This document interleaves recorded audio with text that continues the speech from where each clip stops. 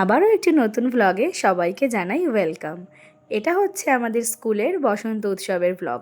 আর বসন্ত উৎসব আমি একটা ভ্লগ বানাবো না তাই কি হয়?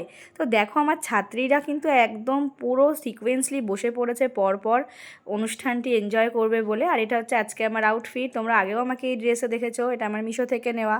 কারোর যদি লাগে অবশ্যই কমেন্টে লিঙ্ক লিখে যেও, আমি লিঙ্কটা দিয়ে দেবো। তো কিন্তু সেদিন কিন্তু আমি তেমন সাজগোজ করতে পারিনি, কারণ আমার শরীরটা একদমই ভালো লাগছিল না। আমি একদমই শিওর ছিলাম না যে আমি স্কুলে সেদিনকে যাবই, কিন্তু এরা সবাই খুব আবদার করছিল যে আমাকে যেতেই হবে। তিতলি তো প্রচণ্ড, মানে ওই একজন আছে যে সব সময় আমার খেয়াল রাখে যে আমি, মানে কি বলবো, হতে পারে আমার থেকে একটু ছোট কিন্তু প্রচুর খেয়াল রাখে।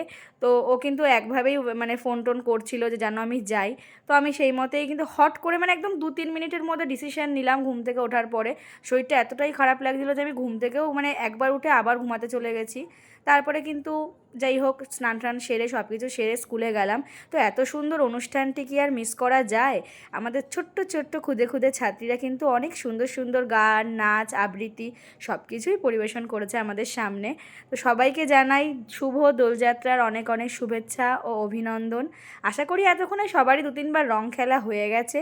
আসলে আগে আমাদের যখন আমরা স্কুলে পড়তাম তখন গভর্নমেন্ট হলিডে যেদিনই ছিল সেদিনই কিন্তু আমরা খেলতাম, মানে ছুটিটা পেতাম। কিন্তু এখন দেখেছি সব জায়গায় অ্যাডভান্স সেলিব্রেশন হয়ে যায়। এটা আমিও রিলেট করতে পারছি, কারণ আমিও স্কুল কলেজ এখন সব কিছুই কাটিয়ে উঠেছি, এমনকি ইউনিভার্সিটিও। তো দারুণ ছিল আজকের অনুষ্ঠানটা, আমিও কিন্তু রং খেলেছি লাস্টে। আর আশা রাখছি সবার জীবন যেন এই রঙের মতনই রঙিন হয়ে থাকে। সবাই ভালো থেকো, সুস্থ থেকো। আবার কোনো একটি নতুন ভিডিওতে তোমাদের সঙ্গে দেখা হবে। টাটা।